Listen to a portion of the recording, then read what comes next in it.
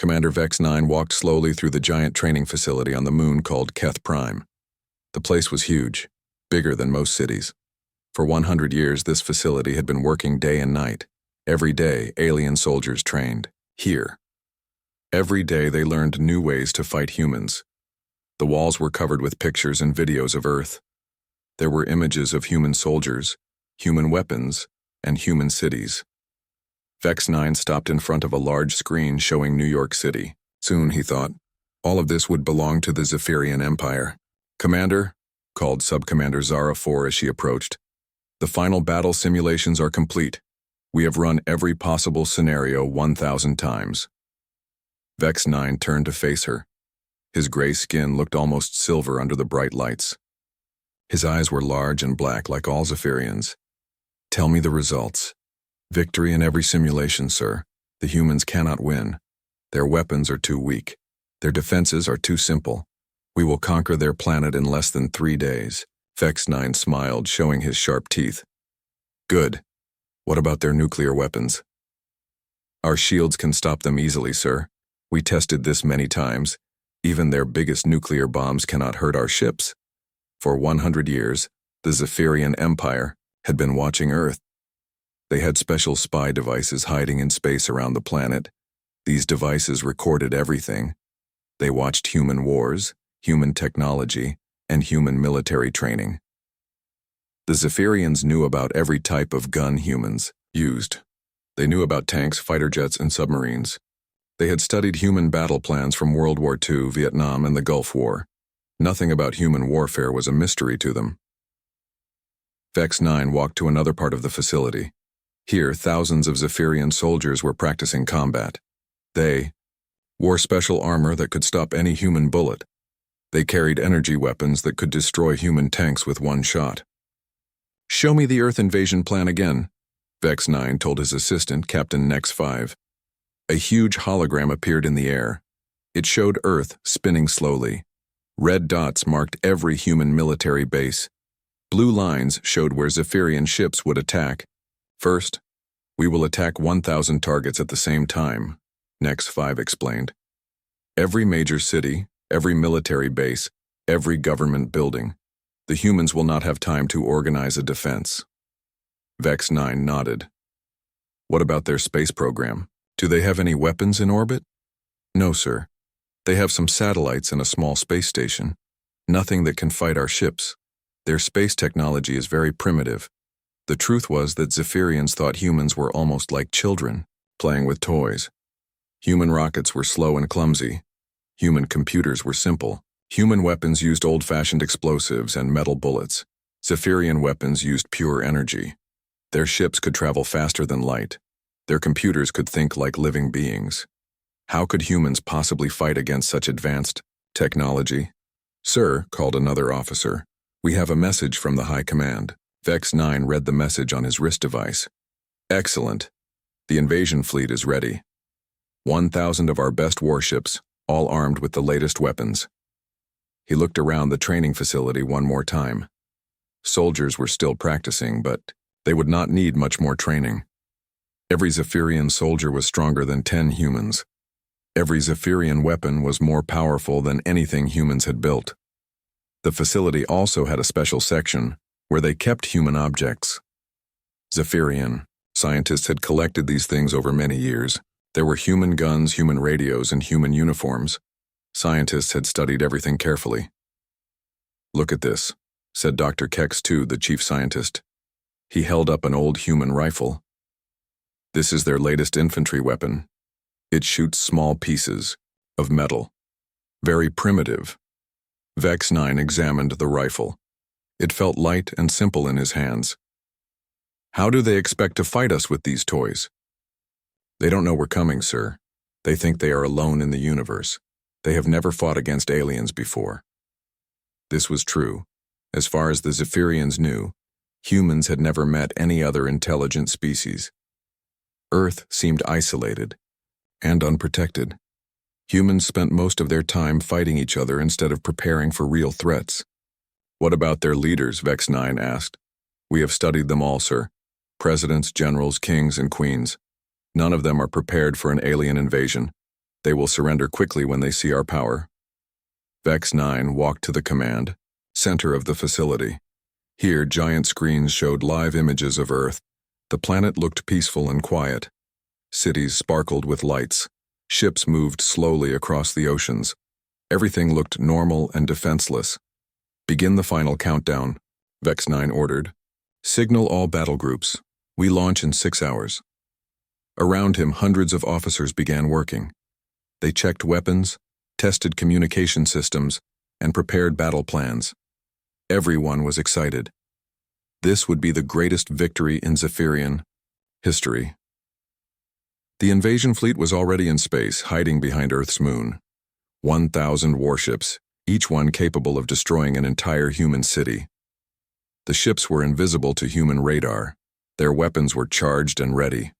Sir, reported Communications Officer Yex 8, all ships report ready for battle.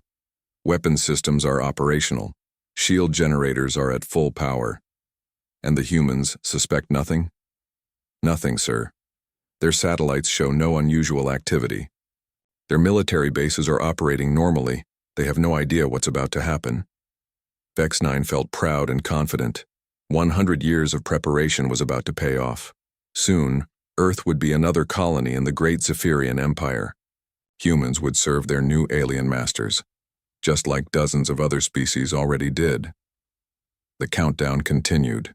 5 hours, 4 hours, 3 hours. As the time passed, Vex 9 reviewed the invasion plan one final time. First, they would destroy all human military bases with surprise attacks. Then they would land troops in major cities. Finally, they would capture human leaders and force them to surrender. It was a perfect plan. Nothing could go wrong. Humans were too primitive to fight back effectively. Their weapons were too weak to damage Zephyrian ships. Their military was too disorganized to mount a serious defense. 1 hour until launch, sir, announced Yex 8. Vex 9 smiled again. Soon the name Vex 9 would be remembered as the conqueror of Earth. Children throughout the Empire would learn about his great victory. He had no idea that in exactly 1 hour and 6 seconds, he would be dead, along with every other Zephyrian in the invasion fleet. Lieutenant Jake Morrison was drinking his morning coffee at Edwards Air Force Base in California. It was going to be a normal Tuesday or so, he thought. He was looking at flight schedules on his computer when Sergeant Lisa Park called out from across the room. "Sir, you need to see this right now," Lisa said, her voice sounding worried. Jake walked over to her radar station. On the screen, he could see many small dots moving toward Earth. The dots were coming from space, high above the atmosphere. "What am I looking at, Lisa?" "About 1,000 objects, sir. They just appeared out of nowhere. They're not following any normal flight patterns. And sir, they're not responding to our radio calls." Jake felt his stomach drop. This was not normal. Nothing like this had ever happened before. He grabbed his binoculars and ran outside to the observation deck. What he saw in the sky made him drop his coffee cup. The cup hit the ground and broke into pieces, but Jake didn't notice. He was too busy staring at the impossible sight above him. Huge ships were coming down from the clouds. The ships were nothing like any aircraft he had ever seen. They were smooth and silver, shaped like giant teardrops. Each ship was as big as a football stadium. "Get me Colonel Steve Grant on the phone right now," Jake shouted to Lisa as he ran back inside. "And call NORAD, the Pentagon, everyone. We have visitors, and I don't think they're friendly." Within minutes, Jake's phone was ringing constantly. Military bases all around the world were calling in with the same report. Giant alien ships were landing everywhere. London, Tokyo, Moscow, New York, Los Angeles. Every major city was getting visitors. Colonel Grant arrived at the command center in less than 10 minutes. His face was serious and worried. He looked at the radar screens showing hundreds of ships positioned over major cities. "Have they tried to communicate?" Colonel Grant asked. "Yes, sir," replied Technical Sergeant Amy White. "They're broadcasting on all radio frequencies. It sounds like some kind of universal translator. The message is the same in every language."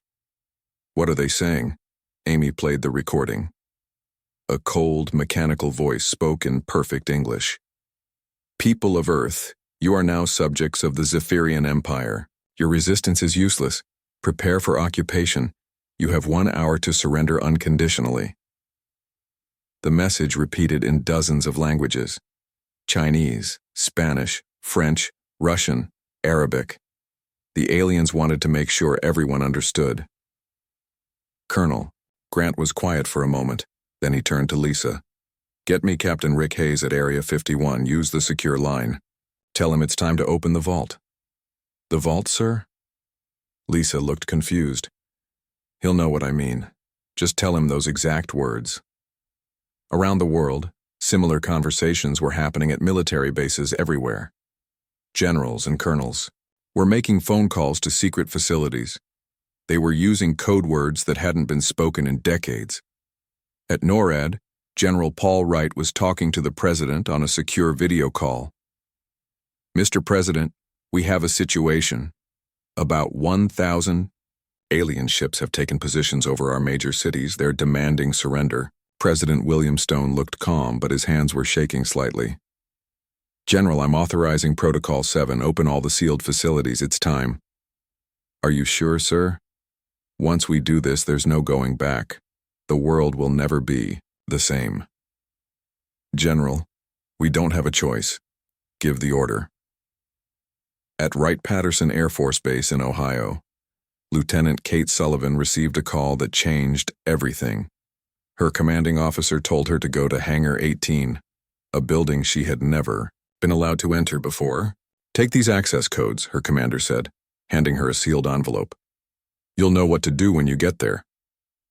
Kate drove to Hangar 18. The building looked old and ordinary from the outside, but when she entered the access codes, the doors opened to reveal something incredible. The hangar was full of strange technology, machines that didn't look like anything human engineers had built, computers with screens showing symbols she didn't recognize, and in the center of the hangar, something that looked like a weapon, but unlike any weapon she had ever seen. At the same time, in an underground facility beneath Cheyenne Mountain, Sergeant Tim Brooks was opening doors that had been sealed since 1954. Behind those doors were rooms full of equipment that officially didn't exist. Sir, Tim called to his commander, these machines, what are they? They're our insurance policy, son. Start the power sequence. We're about to find out if 70 years of secret research was worth it. Back at Edwards Air Force Base, Jake was watching the alien ships through his binoculars. The ships were just hanging in the air, not moving. They seemed to be waiting for something. Sir, Lisa called out, I'm getting reports from bases all over the country. Everyone's been ordered to activate some kind of special protocol. What kind of protocol? I don't know, sir. But it's something big. Really big. The aliens in their ships were also waiting. Commander Vex 9, floating in his flagship above Los Angeles, was pleased with how the invasion was going. The humans seemed shocked and scared, just as expected. Sir, reported Sub-Commander Zara 4, we're detecting some unusual energy readings from several human facilities. What kind of energy? Unknown, sir, but it's getting stronger. Maybe we should investigate. Vex 9 dismissed the concern with a wave of his hand. Probably just their primitive power plants running at full capacity. Humans panic when they're scared. Proceed with the occupation plan. But the energy readings were getting stronger. All over Earth, secret facilities were coming online. Machines that had been waiting in darkness for decades were finally being turned on. At Area 51, Captain Rick Hayes stood in front of a massive vault door. The door had been sealed since 1954, when the first alien craft had crashed in the Nevada desert. He entered the access codes that only 5 people in the world knew. The vault door opened with a loud hiss. Inside, Rick could see technology that was far beyond anything the public knew existed. This was humanity's greatest secret, hidden for over 70 years. Well, boys, Rick said to his team, looks like we finally get to find out if this stuff actually works. The truth was about to come out. Humanity had been visited before many times, and each time the military had quietly collected the alien technology and learned from it. Over the decades, human scientists had not just copied the alien designs, they had improved them. The Zephyrians thought they were attacking a primitive species with primitive weapons. They had no idea that humans had been preparing for this day for over 70 years, using technology far more advanced than anything the Zephyrians possessed. In exactly 4 minutes, the Zephyrians would learn the truth. And it would be the last thing they ever learned. Commander Vex 9 stood on the bridge of his flagship, looking down at the city of Los Angeles through the main viewing screen. Everything was going exactly as planned. His ships were in perfect position over every major human city. The humans below looked like tiny ants running around in panic. "Sir," reported Subcommander Zara 4, "all battle groups are in position. The humans appear to be evacuating their cities. Their military bases are on high alert, but they're not taking any aggressive action." "Excellent," Vex 9 replied. "They know they cannot win. Begin landing operations in 30 minutes. But something was bothering Zara 4. "Sir, those energy readings I mentioned earlier, they're still getting stronger. Much stronger." Vex 9 looked at the energy detection screen. There were indeed some unusual readings coming from various locations on Earth, but they were probably just human power plants working harder than usual. "Their primitive technology cannot harm us," Vex 9 said confidently. "Our shields can stop their strongest weapons. Proceed with the invasion." Far below at Area 51, Captain Rick Hayes was standing in front of a machine that looked like nothing any human engineer had ever built. The machine was tall and thin, made of a strange metal that seemed to glow from within. Strange symbols covered its surface. "Danny, Ben, are you ready?" Rick asked his team. Engineer Danny Cooper nodded as he checked his instruments. "Power levels are at maximum, sir. All systems show green." Engineer Ben Rodriguez was monitoring another screen. "Sir, I'm reading similar power signatures from facilities all over the world. Everyone's bringing their systems online at the same time." Rick smiled grimly. "Good. It's time to show these aliens that Earth isn't as defenseless as they think." The machine Rick was operating had been built using technology recovered from alien crashes over the past 70 years. But human scientists hadn't just copied the alien designs. They had studied them, understood them, and made them better. At Wright-Patterson Air Force Base in Ohio, Lieutenant Kate Sullivan was preparing to activate her own mysterious weapon.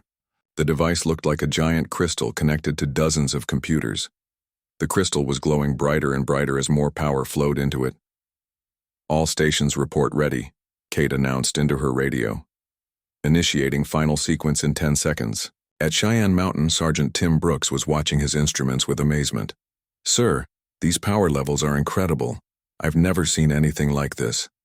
"Son," replied his commander, Colonel Janet Clark, "what you're seeing is 70 years of the most advanced technology on Earth. Technology that the aliens gave us themselves, whether they meant to or not.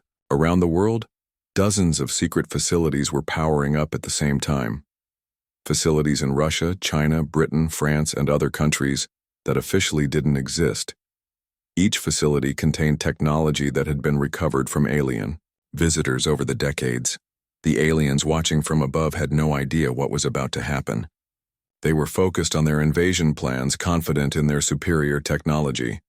"Sir," Zara 4 called out urgently, "the energy readings are off the charts now. Whatever the humans are doing, it's big." Vex 9 finally looked concerned. "Scan for weapons. Are they preparing to attack?" "I can't identify the source, sir.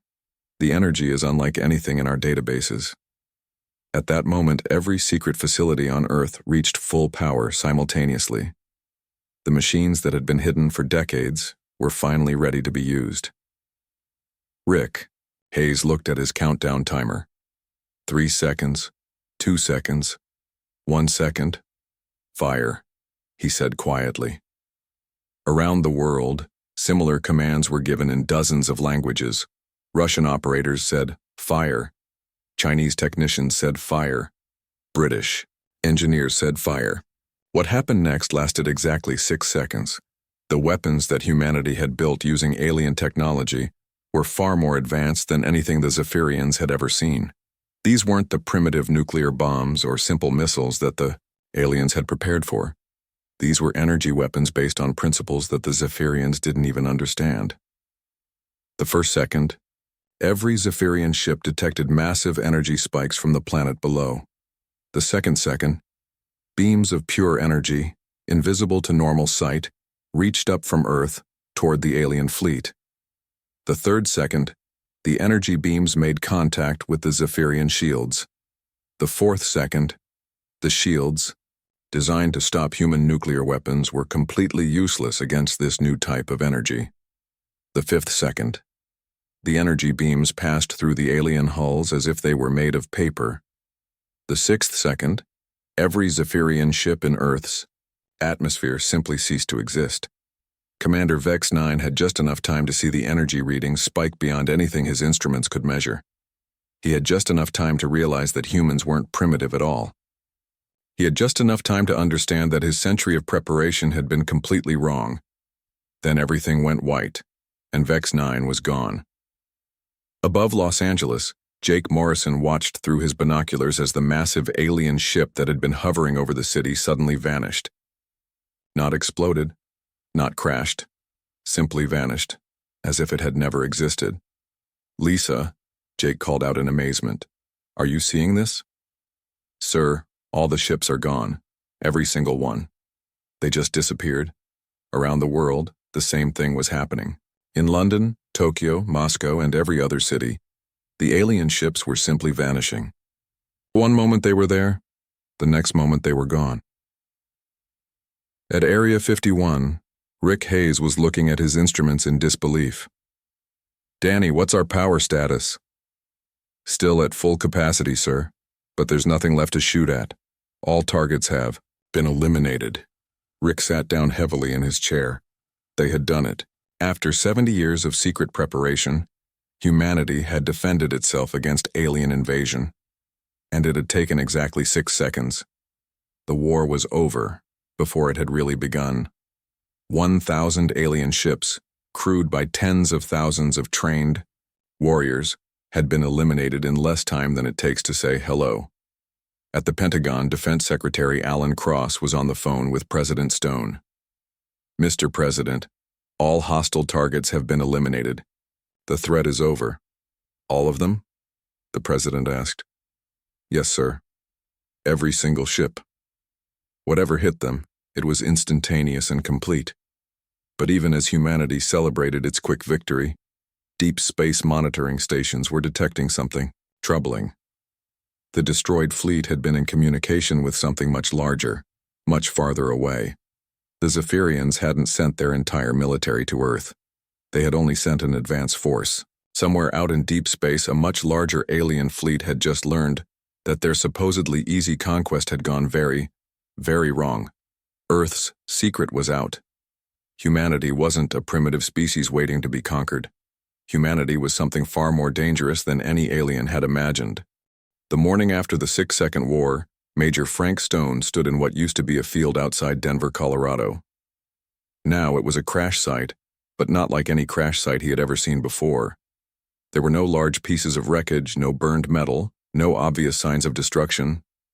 Instead, there were thousands of small pieces scattered across several acres. Tiny fragments of strange metal, bits of crystal that glowed faintly, and pieces of technology that didn't look like anything human engineers had ever built. "Dr. Torres, what's your assessment?" Major Stone asked the scientist standing next to him. Dr. Helen Torres knelt down and picked up a piece of alien metal. It was warm to the touch and seemed to change color slightly in the sunlight. "Major, whatever weapon was used here didn't just destroy these ships. It broke them down at the molecular level." "Meaning what exactly?" "Meaning that these ships didn't crash or explode. They were completely disintegrated and then reformed into these small pieces. I've never seen anything like it." Teams like Major Stone's were working at crash sites all over the world. Every location where an alien ship had been hovering now contained similar fields of small debris. But the strange thing was that there were no alien bodies. "Any survivors?" asked General Paul Wright as he arrived at the Denver site. "None, sir," replied Captain Nancy Hill. "We've checked every piece of debris. No organic material at all. Whatever happened to them was instantaneous and complete." At the Pentagon, the situation was both a relief and a major problem. Defense Secretary Alan Cross was in an emergency meeting with the President and several top generals.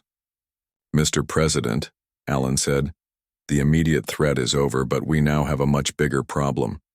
The entire world just saw us use weapons that officially don't exist." President William Stone looked tired.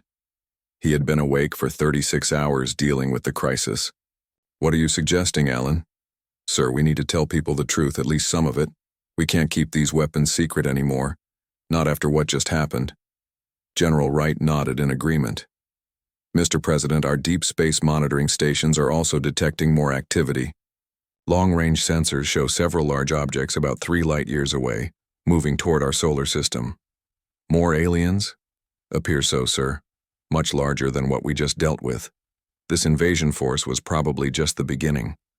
Back at Area 51, Captain Rick Hayes was dealing with his own problems. The secret facility was no longer secret. News helicopters were flying overhead and reporters were gathering at the gates. "Rick," called Dr. Emma Davis from across the laboratory, "you need to see this." Rick walked over to where Emma was examining pieces of alien technology they had recovered from the battle. She was comparing them to items from the facility's secret collection, items that had been gathered over decades from previous alien visitors. "Look at this," Emma said, holding up an alien weapon. "This energy rifle they were carrying uses the same basic principles as the technology we recovered from the 1954 Roswell incident, but it's actually less advanced." "What do you mean?"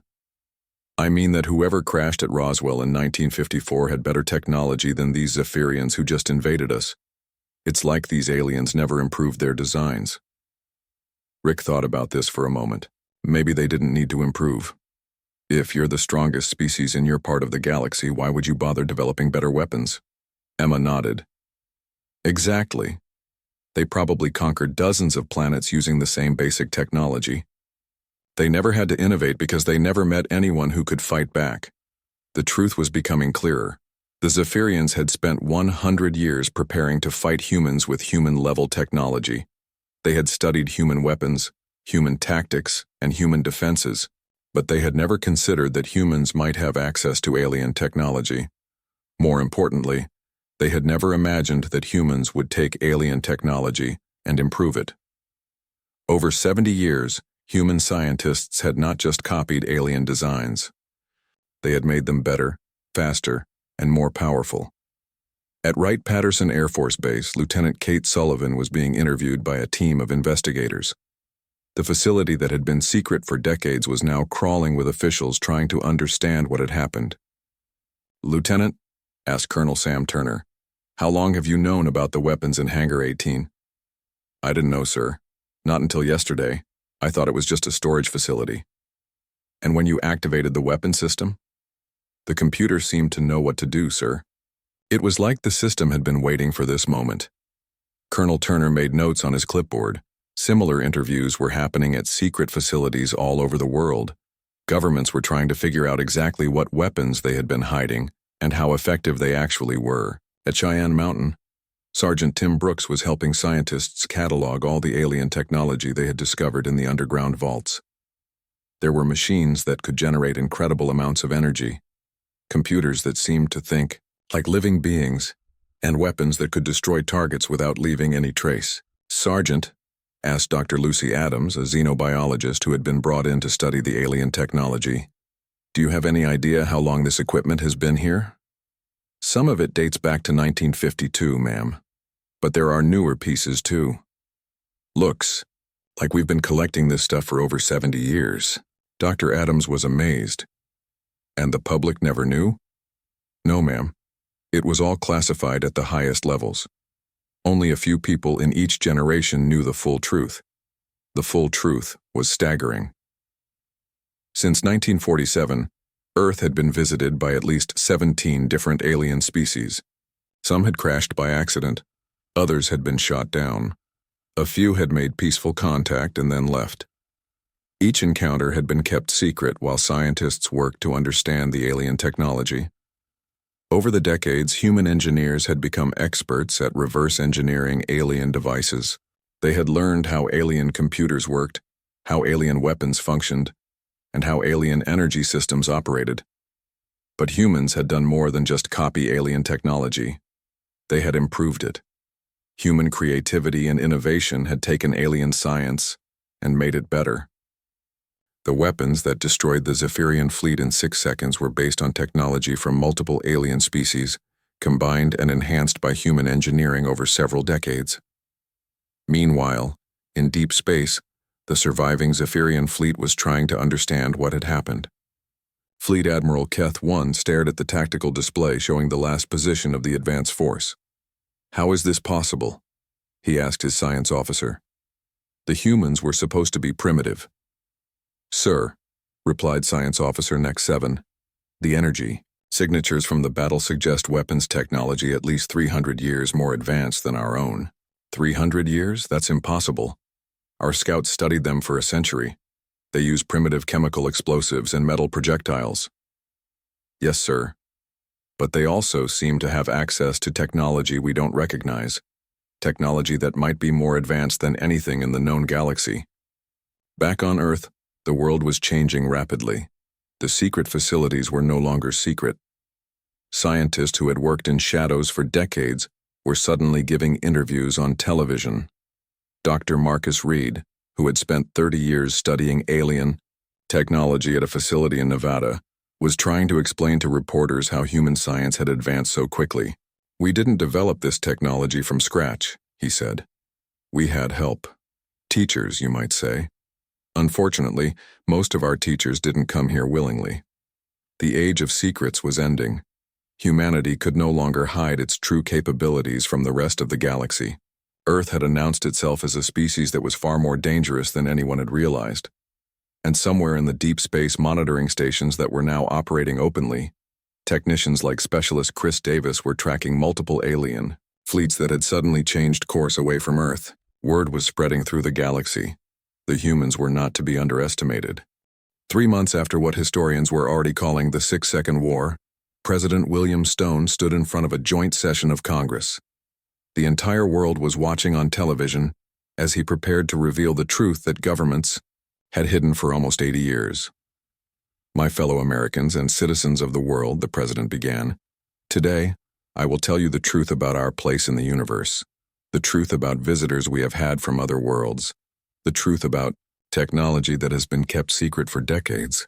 In the audience, former Area 51 Director Colonel Sam Turner sat next to xenobiologist Dr. Lucy Adams. They had spent weeks preparing for this moment, deciding how much truth the world was ready to hear. The president continued, "Since 1947, Earth has been visited by intelligent life from other planets. Not once, not twice, but 17 separate times by different alien species.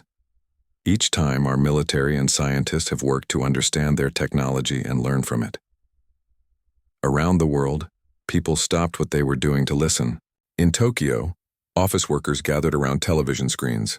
In London, people stood in the streets watching the broadcast on large public screens.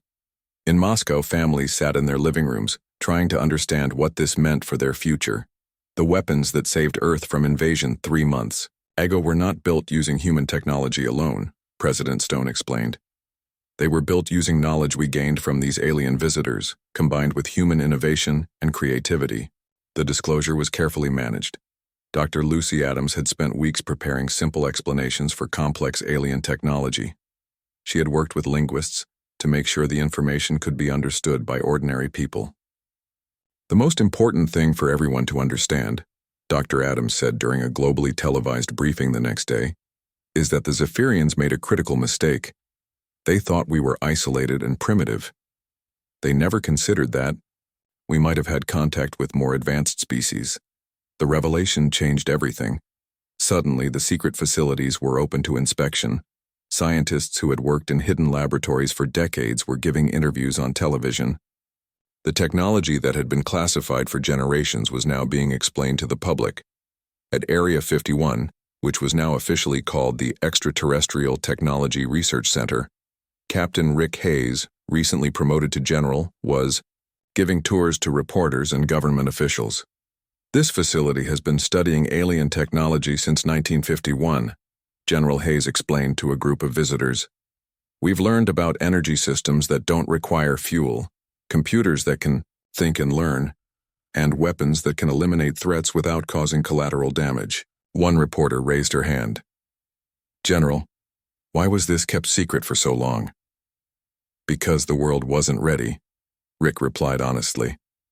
Imagine if we had announced in 1954 that aliens were visiting Earth. The panic, the fear, the social disruption would have been enormous. But the world was different now. The alien invasion had shown everyone that extraterrestrial life was real and potentially dangerous. People were ready to accept the truth because they had seen the alternative.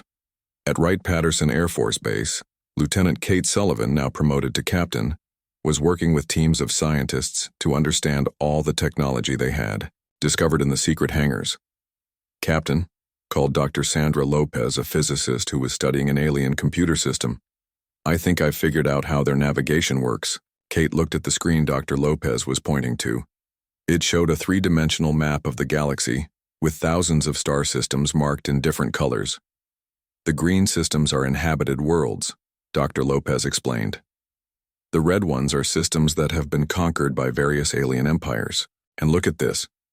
She pointed to a small yellow dot near the edge of the galaxy. That's us. Earth. We're marked as yellow. What does yellow mean? I'm not sure, but I think it means dangerous or avoid.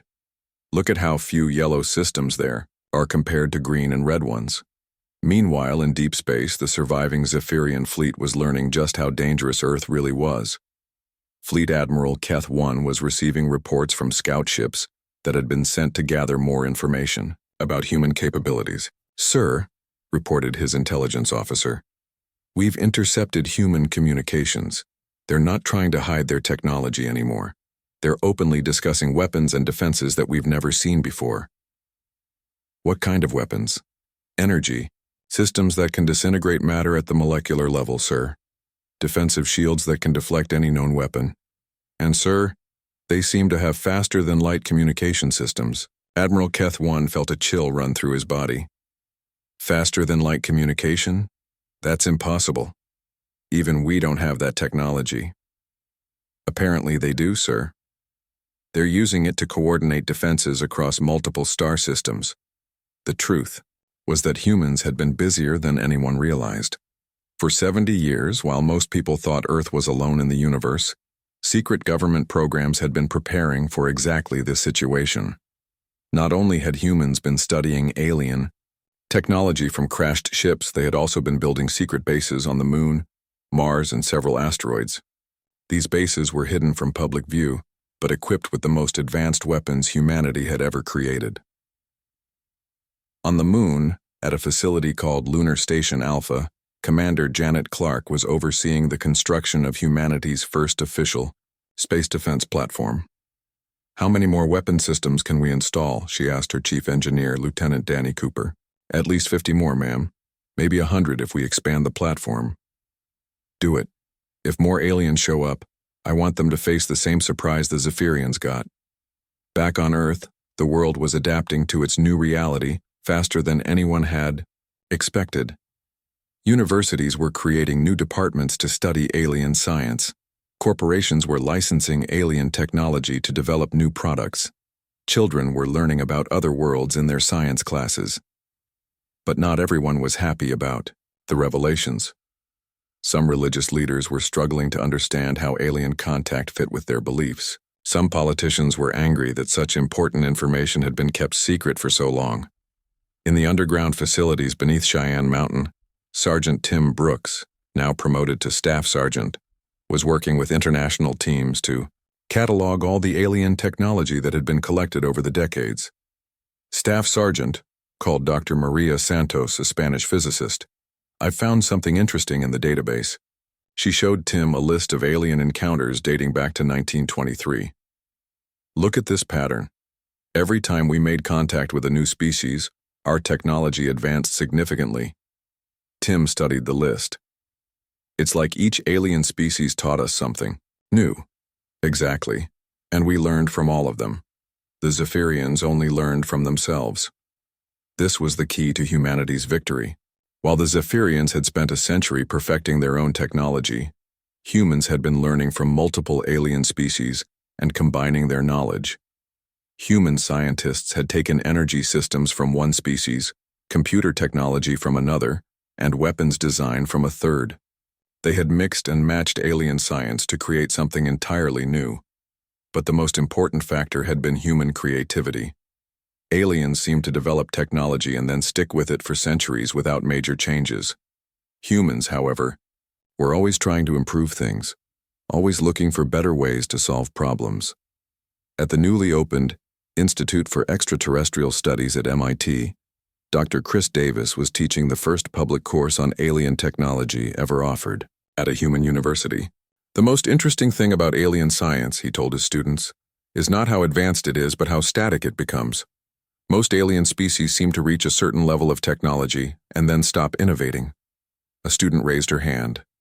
Why do you think that happens? Probably because they don't need to innovate anymore. If you're the dominant species in your region of space, why would you bother developing new technology? But humans were different. Even when they became the dominant species on Earth, they kept developing new technologies, kept exploring, kept pushing the boundaries of what was possible. Now, with access to alien science from 17 different species, human innovation was accelerating at an unprecedented rate. In space, automated construction ships were building new defense platforms around Earth.